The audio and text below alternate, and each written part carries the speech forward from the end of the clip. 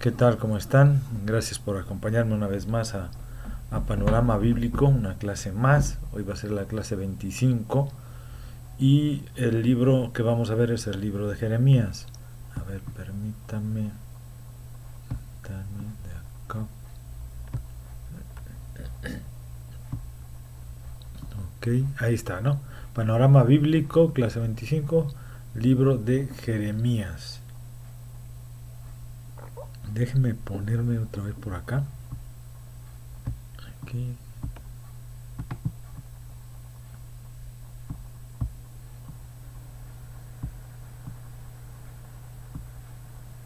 No puedo. Ahí ya está.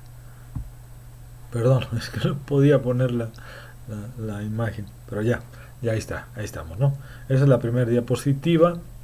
Ahí vemos a Jeremías. Bueno, Jeremías nació aproximadamente en el siglo 7, ¿sí? Entre el año 650 y el 645 antes de Cristo, y nació en un seno de familia sacerdotal en Anatot, un pueblo cercano a Jerusalén. Ahí es donde nació precisamente este niño que posteriormente se conocería como el profeta Jeremías. Jeremías, aún muy joven, el Señor lo llamó y lo llamó a su servicio.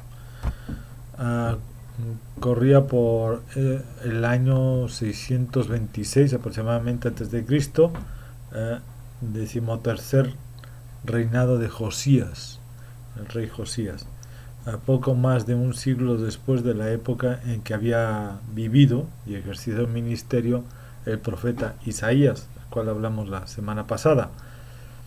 En aquel lugar el poderío asirio estaba tocando ya a su fin en esa época. El imperio neobabilónico había terminado por imponerse a los restos de la grandeza de Asiria, ¿sí? En su lugar, en el año 600, aproximadamente 610-605 a.C., se levantó Babilonia, una potencia poderosa y renovadora, ¿no? Que termina conquistando todo lo que es Asia Menor, Asia Central, toda esta parte.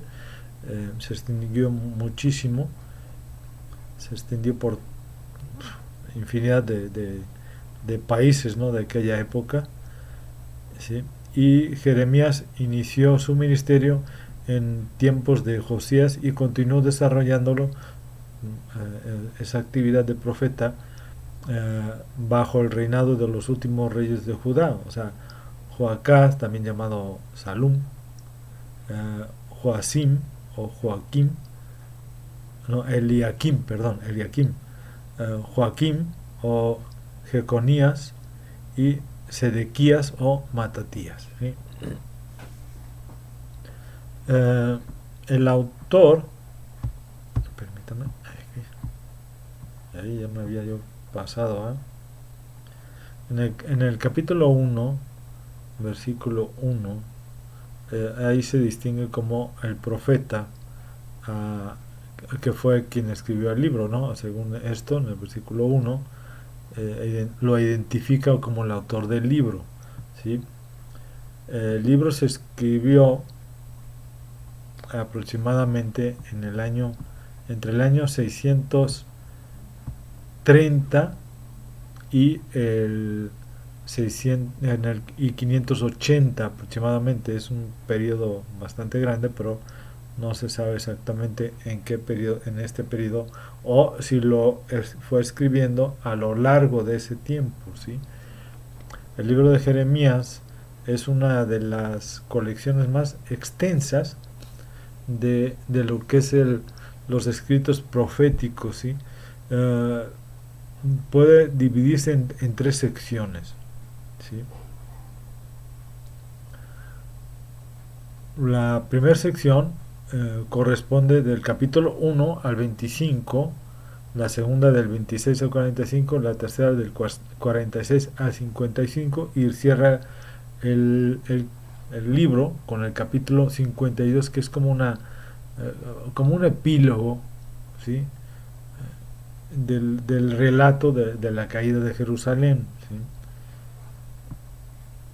O sea, como un resumen, digamos, de lo que es la caída de Jerusalén, ¿sí?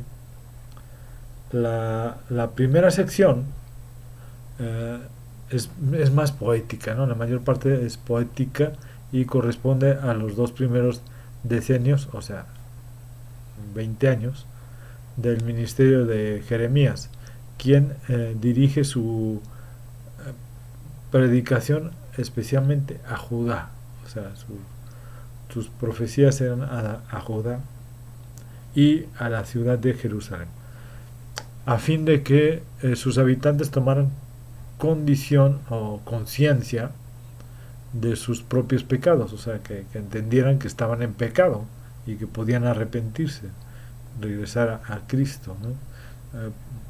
Promete que el pueblo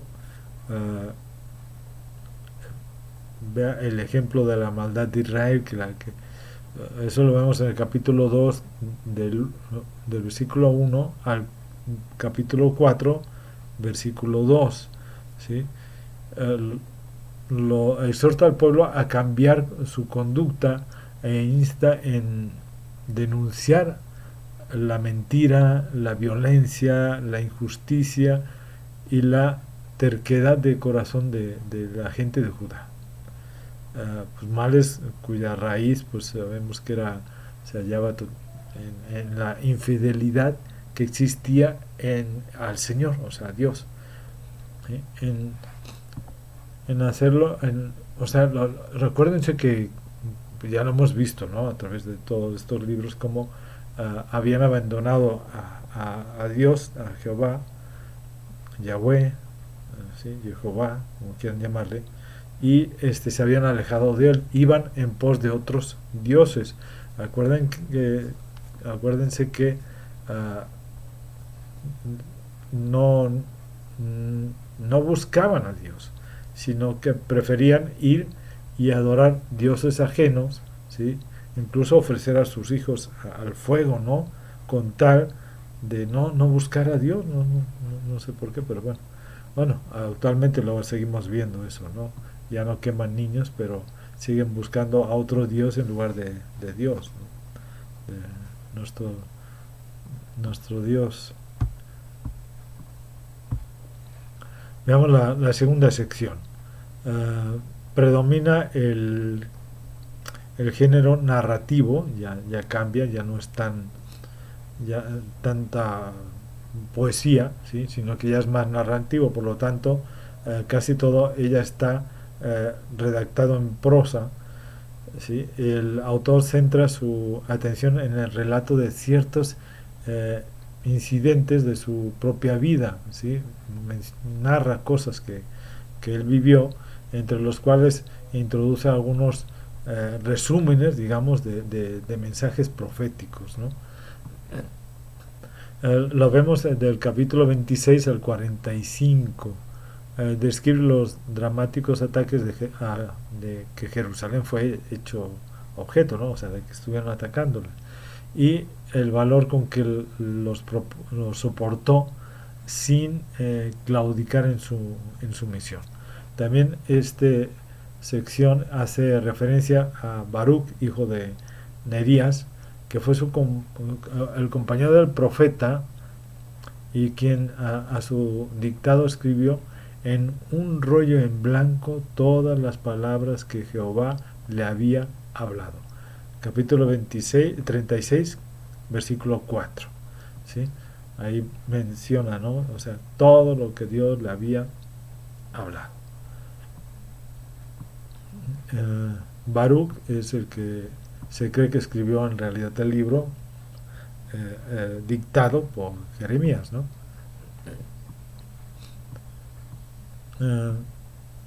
Vamos a ver la tercera sección, ¿no? La tercera sección del libro de Jeremías abarca del capítulo 46 al 51. ¿Sí? Está formado por un conjunto de mensajes contra las naciones paganas del entorno palestino, mencionadas esencialmente en el mismo orden de Egipto a Babilonia, ¿sí?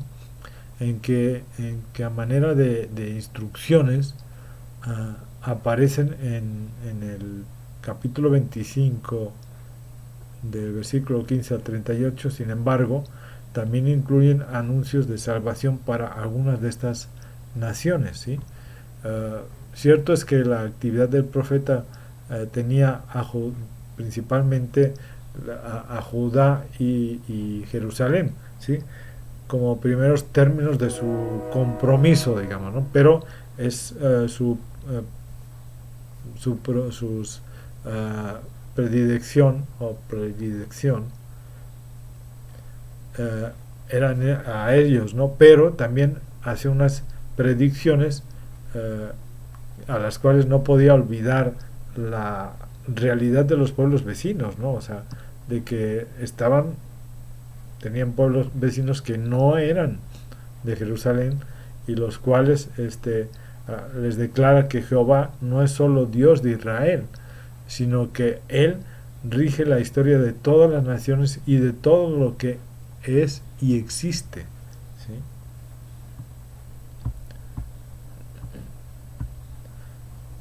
También en el último capítulo, que es el 52, ¿sí?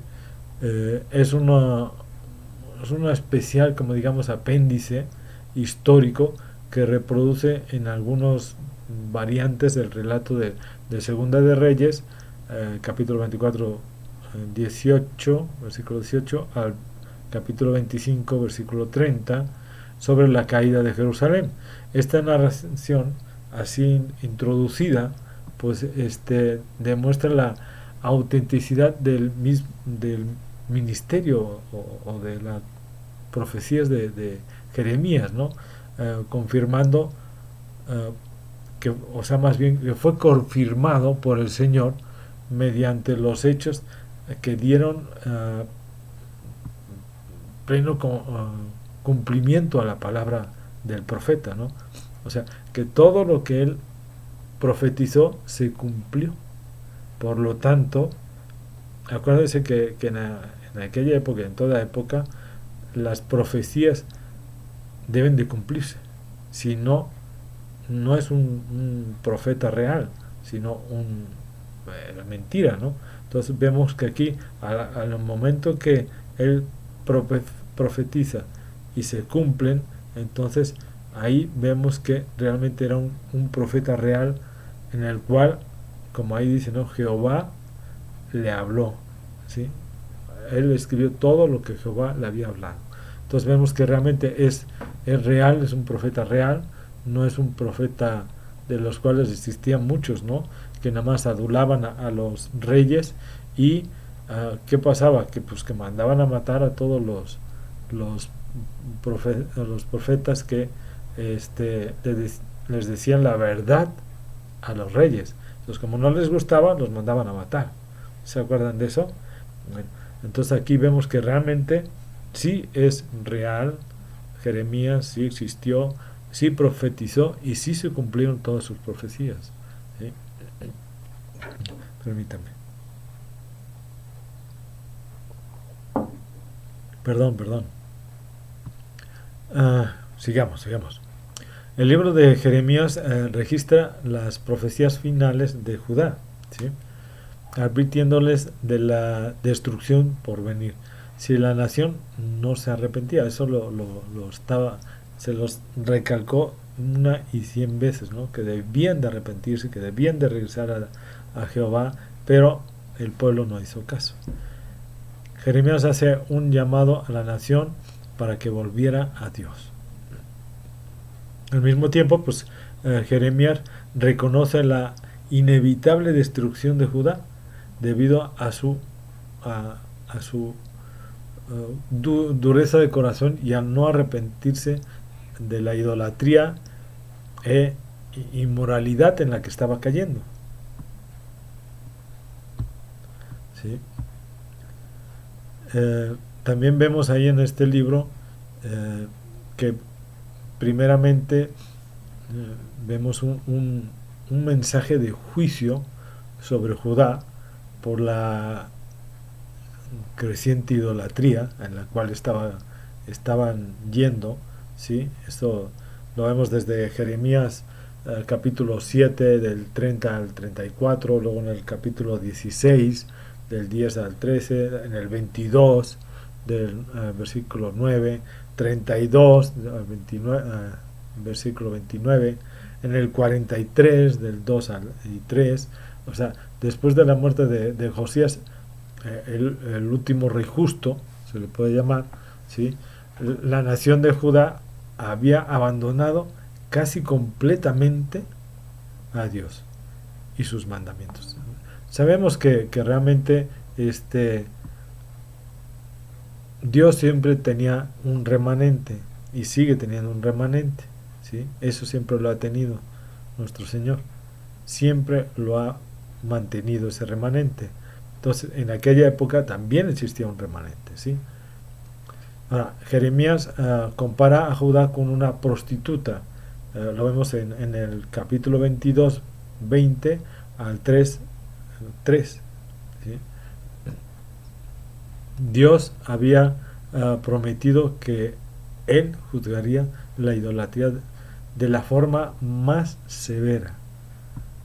Eso lo vemos en Levítico 26 del 31 al 33, Deuteronomios 28, versículos 49 al 68. Y Jeremías estaba advirtiendo a Judá que el juicio de Dios estaba ya en puerta. Ya estaba ahí, ¿no? Dios había librado a Judá de la destrucción en incontables ocasiones, pero su misericordia había llegado a un punto final, ¿no? A un punto en el que dijo ya, hasta aquí, ¿sí? Jeremías escribe al rey Nabucodonosor conquistando, más bien lo describe, ¿no? Me refería a que escribe ahí en el libro, pero es más bien describe al rey Nabucodonosor conquistando y juzgando a Judá bajo su dominio, ¿no? O sea, conquistándolo realmente, ¿no? Eso lo podemos ver ahí en Jeremías 24:1. ¿Sí? Después de una rebelión posterior, Dios trajo a Nabucodonosor y al ejército babilónico para que conquistara a Judá y destruyera todo lo que es Jerusalén y todo Judá, ¿no? Todo lo vemos ahí en Jeremías 52, que es el final del libro, ¿sí? Cómo destruyen todo a la hora que pasan y se llevan a infinidad de judíos, ¿no? Se los llevan al destierro, ¿sí? Se los llevan a su, ahora sí que a su país, ¿no? Para que les sirvieran como esclavos, ¿sí?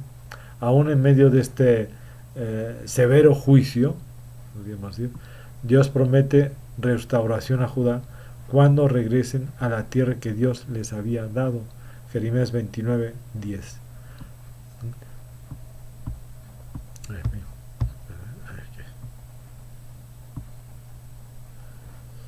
En Jeremías 23, del versículo 5 y 6, presenta una profecía ahí de la venida del Mesías, ¿sí? Nuestro Señor Jesucristo. El profeta lo describe como el renuevo de la casa de David, Mateo 1. El rey que reinaría en sabiduría y justicia, Apocalipsis 11:15. Es Cristo quien finalmente será reconocido por Israel como el Mesías verdadero, como el que proporcionará la salvación para sus escogidos. Romanos 11:26. El profeta Jeremías tuvo un mensaje muy difícil de entregar. Amaba a Judá, pero él amaba mucho más a Dios, ¿sí? Tan doloroso fue para entregar ese mensaje consistente en el juicio de su propio pueblo, ¿sí? Imagínense, o sea, saber que tu pueblo, tu amado pueblo, va a ser destruido y va a ser llevado, ¿no? Fue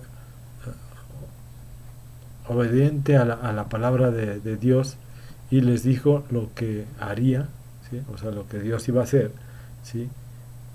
Y tuvo que decírselos, ¿no? O sea, ser el portador de esas malas noticias debido a que ellos no se habían apartado de Dios, no habían obedecido los mandamientos. Él esperaba que y oraba, ¿no? Y oraba, dice ahí en el libro, ¿no? Por misericordia de Dios para Judá, pero también confiaba en que Dios era bueno y justo, ¿sí? Nosotros también debemos obedecer a Dios, aun cuando sea difícil reconocer que la voluntad de Dios es más importante que nuestros propios deseos o nuestros propios sentimientos, y confiar en que Dios, en su infinita sabiduría y misericordia y su perfecto plan, procurará lo mejor para sus hijos. Romanos 8:28. Sabemos que Dios cumple sus planes. Él sabe todas las cosas, sabe cómo vamos a reaccionar, sabe qué vamos a hacer realmente, y por eso ahí vemos cómo desde un principio les da eh, esa esperanza de que, a pesar de que el juicio va a caer sobre ellos, van a tener la esperanza de que un día regresarán a la tierra prometida y que un Salvador llegará para librarlos de toda mal. Y es el Salvador en nuestro Señor Jesucristo. No lo aceptaron, no lo recibieron, pero también existe la esperanza de que un día regresará y será reconocido como su Salvador y volverá a salvar a su pueblo Israel, ¿sí?